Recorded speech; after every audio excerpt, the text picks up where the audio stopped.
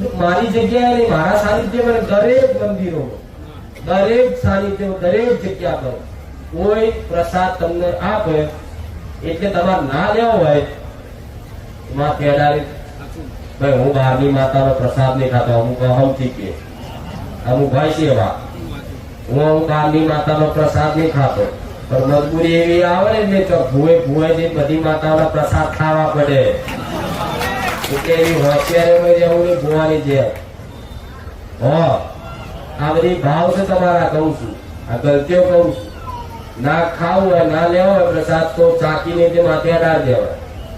તળિયાના પ્રસાદ કે માતાજી કઈક નો પ્રશ્ન આવે તો મારી અમે ભોગા મહારાજની ટુકડી ધરાવીએ તું ખવાય. હું એવું કહું છું કાશીના ભોગા હોય તો અહીંયા પ્રસાદ અલગ નહીં ખાતા, નહીં ખાતા. તમારા ગામનું કોઈ મંદિર હોય ભોગા મહારાજ નું ત્યાં જાઓ દર્શન કરવા, ત્યાં ઉકળી નહીં ખાતા તો એ ધરતીના તળી ભોગા મહારાજ તમારા તળિયાના છે તો મંદિર નું આનું છે કે મારી ખવાય. આપણા હોનાનું મંદિર હોય તો લાવો બીજો આવજો ને. એટલે આ તો ભગવાન માતાજીનું વેલ્યુ તે મંદિર જોઈને થાય છે, પણ હું એક જ માતા એવી છું વગર મંદિરે મારી વેલ્યુ વધારે છે. હોનાનું મંદિર નહીં કે ઈંટોનું મંદિર નહીં કે પથ્થરનું નહીં કોઈ સિમેન્ટનું નહીં. વગર મંદિરે જોજો કોઈ મંદિરમાં કદાચ આભાસ ના થાય ને એવો સ્વર્ગ જેવો મારા સાનિધ્યમાં આભાસ કરાવું એ સાચું ખોટું તમે ભાવવાળી આલી મને બોલાવ કરશો પછી ઉતાવળે આગા પાછા થશે મારી 4 વાગો આયા 3 વાગો આયા શું કરીશું.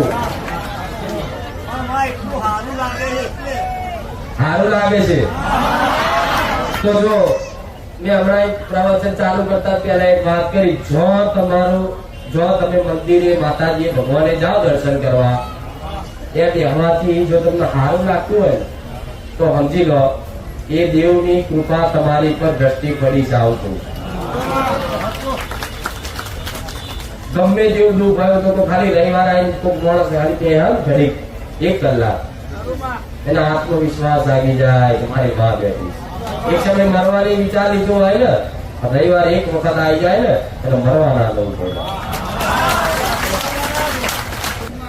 કઈ ભાવિકો એવા છે કે એટલો બધો મારા પર વિશ્વાસ, વધડો વિશ્વાસ આપી દીધો, સમર્પણ ભાવ આપી દીધો, તું કરે ખરું બીજું કોઈ નહીં જગત. પણ એવા દીકરાની માનતા પૂરી નહીં થઈ, એની અરજી એક પૂરી નહીં થઈ. એને કદાચ